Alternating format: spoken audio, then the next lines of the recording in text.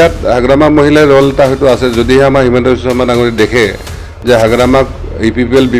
BJP এলায়েন্সত ল'লে নৱসেনাৰ chance বেছি আছে সেইকাৰণে আমিও সচেতন যে এইবাৰ এনি হাউচ 60% ভোট লোৱাৰ কাৰণে কেনেকুৱা ধৰণৰ কেলকুলেশ্যন কৰিব লাগে কিন্তু প্ৰথম টাৰ্গেটটো কিন্তু এনডিএ যাতে এনডিএ পুনৰবাৰ 2024 শাসনত আহিব নোৱাৰে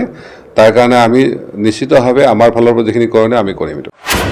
ইয়াত হাগ্ৰামা মহিলাৰ ৰোল এটা হয়তো আছে যদিহে আমাৰ হিমন্ত বিশ্ব শৰ্মা ডাঙৰীয়ে দেখে যে হাগ্ৰামাক ইপিপিএল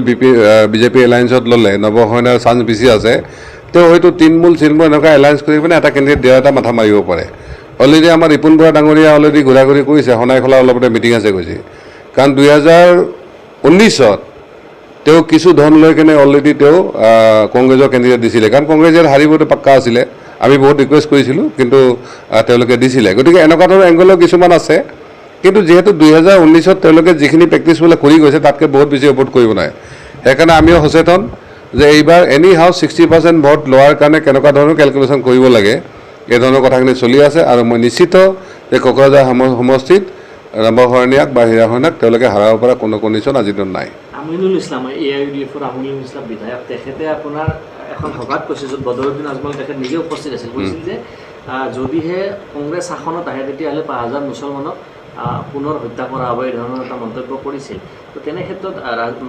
নিৰ্বাচন সমাগত আৰু কোকৰাঝাৰ লোকসভা সমষ্টিটো আমি দেখিছোঁ যে সংখ্যালঘু ভোটাৰ বহুত আছে এই যিটো টিপ্পনী কৰিছে এইটোৰ ওপৰত আপুনি কি প্ৰতিক্ৰিয়া দিব প্ৰথম কথা অভাৰঅল লোকসভা নিৰ্বাচনত আমি তৃতীয় মৰ্চাটো আমি আগবঢ়াই নিছোঁ তাত গণসুৰক্ষা পাৰ্টি আছে প্ৰায় 400 দল আছে আমি গোটেই নহয় ভাৰতবৰ্ষৰ 543টা নহয় আমি মাত্ৰ 150 বা 170 মানে সমষ্টিৰ ভিতৰত ইলেকশ্যন খেলিম আৰু ইয়াত আমাৰ প্ৰধান লক্ষ্যটো হ'ল যাতে এনডিএ কোনো কাৰণতে এইবাৰ পাৱাৰত আহিব নোৱাৰে কাৰণ এনডিএৰ দিনত যথেষ্ট মানে সাম্প্ৰতিক এনেকুৱা ধৰণৰ মানে এটা পৰিস্থিতিৰ সৃষ্টি মেৰুকৰণ হৈছে লগতে যথেষ্ট মূল্য বৃদ্ধি পাইছে তাৰ লগত যথেষ্ট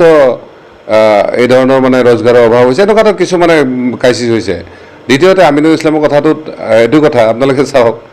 যে ইয়াত বিজেপিৰ এটাই লক্ষ্য যে কেনেকৈ মাইনৰিটি ভোটটো ডিভিজন কৰিব পাৰি আৰু নতুন যিমান পাৰ্টি আহিছে আপোনালোকে চাব একেবাৰে আমাৰ কেজৰিৱালৰ পৰা তৃণমূলৰ পৰা বেছিভাগ কিন্তু মাইনৰিটি বেল্টতহে তেওঁলোকে কৈছে ইয়াত দুটা কাৰণ প্ৰথম মাইনৰিটি মানুহখিনি অলপ পলিটিকেলি সচেতন সেইকাৰণে তেওঁলোকে পলিটিকেল পাৰ্টিটো খুব ভাল পায় যিয়ে নহওক কিন্তু ভোটটো তেওঁলোকে ঠিকেই দিব দ্বিতীয়তে বাকী মানুহবিলাকতো এইবিলাকত নাহে আৰু এওঁলোকৰ মূল কামটো হ'ল এইটো সেইকাৰণে আমিনুল ইছলামে কি কৈছে কোনোবাই কি কৈছে মই ভাবোঁ এইবাৰ এইটো এফেক্ট নহয় তেওঁলোকে কেৱল নিজৰ অস্তিত্বটো বজাই ৰখাৰ কাৰণে সংখ্যালঘু ভোটাৰ ৰাইজত হয় কংগ্ৰেছৰ যথেষ্ট দোষ আছে এইটো মই নাই বুলি নকওঁ কিন্তু আমিনুল বা আজমল ধোৱা তুলসী নহয় এইটো সকলোৱে জানে এই ক্ষেত্ৰত তেওঁলোকৰ ভিতৰৰ কথা মই তাত বেছি নাক গলাব নাযাওঁ কিন্তু মূল উদ্দেশ্যটো হ'ল এইটোৱে যে যাতে কংগ্ৰেছ শ্ৰেষ্ঠ নে এআইইউডিএফ শ্ৰেষ্ঠ এইটো তেওঁলোকৰ যুঁজ কিন্তু অভাৰঅল ইলেকশ্যনৰ যুঁজটো এইটো নহয় ৰাইজৰ যুঁজটো হ'ল যে ৰাইজে কেনেকৈ এটা অসাম্প্ৰদায়িক শক্তি এটা পুনৰ দিল্লী প্ৰতিষ্ঠা কৰিব পাৰে য'ত ৰাইজৰ সকলো আৰ্থিক সা সুবিধা মৌলিক অধিকাৰ মানে তেওঁলোকৰ হেৰি থাকে এইটোহে কিন্তু প্ৰথম মানে অগ্ৰাধিকাৰ ভিত্তিক কথা উচ্ছেদৰ কথা ক্লিয়াৰ কথা যে উচ্ছেদ বন্ধ হ'ব লাগে উচ্ছেদৰ কোনো ইয়াত কথা নাই কাৰণ এই মানুহখিনি 70-80 বছৰ ইয়াত বসবাস কৰিছে একেবাৰে স্বাধীনতাৰ পূৰ্বৰে পৰা বা বিটিচি গঠন হোৱাৰ আগৰে পৰা আৰু বিশেষকৈ বিটিচিৰ আৰু এটা টেকনিকেল পাৰ্ট আছে এই কথাটো হয়তো কোনো মানে কৰ্তক কোৱা নাই যে বিটিচি এতিয়া ট্ৰাইবেল ব্লক নাই ইয়াত 6 শিডিউল আছে গতিকে 2003 চনৰ পিছত বিটিচি তেনেকুৱা ধৰণৰ কোনো মাইগ্ৰেশ্যন হোৱা নাই গতিকে আইনত বহুতে ইতিমধ্যে ষ্টেৰ কাৰণে গৈছে অলৰেডি আমিও PIL কৰাৰ কাৰণে গৈ আছোঁ আমি এই কথাখিনি নিশ্চিত মহামান্য আদালতক ক'ম আৰু চৰকাৰক আমি কৈছোঁ যে আপোনালোকে চৰকাৰ আছে আজি বিজেপি আছে কালি কাৰোবাৰ আছিলে চৰকাৰৰ বিষয়ববীয়া বা চৰকাৰী বিভাগে কেলৈ কাম কৰা নাছিল যদি আপোনালোকে ট্ৰাইবেল বেল্ট বনাইছিলে তাক সুৰক্ষিত সংৰক্ষিত কৰাৰ দায়িত্ব আপোনালোকৰ আছিল ইমান বছৰ ক'ত ঘুমাই বহি আছিলে এই প্ৰশ্নটো কিন্তু মই কোৱা নহয় ৰাইজে কৈছে আৰু এইখিনি সময়ত অলপ ইয়াত মেৰুকৰণৰ পলিটিক্স আছে ইয়াত হয়তো RSS বা তেনেকুৱা সংগঠনবিলাকে ভাবিছে যে ইয়াত যদি হিন্দু মুছলিমটো কাগজত লগাই দিব পাৰি গোটেই অসমখন তেওঁলোকে ল'ব পাৰিব মই কৈছোঁ যে হীৰাখনী ইয়াত আছে হীৰাখনী থকালৈকে ইয়াত জাতিৰ নামত ধৰ্মৰ নামত পলিটিক্স হ'বলৈ নিদিয়ে আৰু মই আপোনালোকক এটা কথা ক'ব বিচাৰিছোঁ যে আমি GSP পাৰ্টি নহয় GSP পৰিয়াল ভাৰতবৰ্ষৰ প্ৰতিটো কণাই কণাই অলৰেডি GSP পৰিয়াল বৃদ্ধি হৈছে আৰু এইবাৰ ই কোকৰাঝাৰত হওক সি বোলে মধ্যপ্ৰদেশত হওক সি কাশ্মীৰত হওক য'তে ৰাইজৰ বিৰুদ্ধে সৰ্বসাধাৰণ ৰাইজৰ অন্যায় অত্যাচাৰ হয় তাত কিন্তু আমি খাৰা হ'ম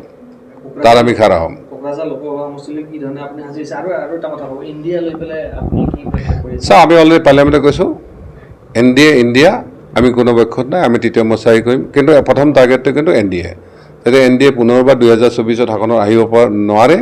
তাৰ কাৰণে আমি নিশ্চিতভাৱে আমাৰ ফালৰ পৰা যিখিনি কৰণীয় আমি কৰিম এইটো थाखो जिसेयाव मुं थिसननो हांखुर जानाय फरायसाफोरनि थाखाय मोनसे गोनां फोसावथाय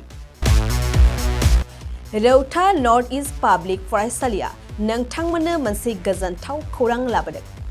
CBSE जों गनायथि मोननाय रौतानि मुंदांखा नर्थ इस्ट पाब्लिक स्कुलाव दायो थाखो जिसेनि मुं थिसननाया सोलिगासिनो साइन्स आरो आर्ट्स मोन्नैबो स्ट्रीमनि थाखाय रौतानि नर्थ इस्ट पाब्लिक स्कुलाव मुं थिसननाया सोलिगासिनो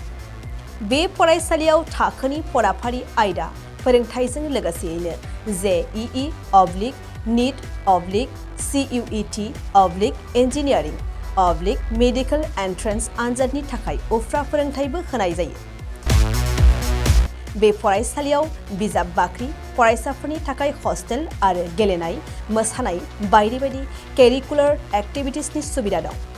गोसो गुदुं फरायसाफोरा दिनैनो दानो नैबे मबाइल नम्बर 8638605769 नङाब्ला 9435184298 आव थोंजों सलाद लानो हागोन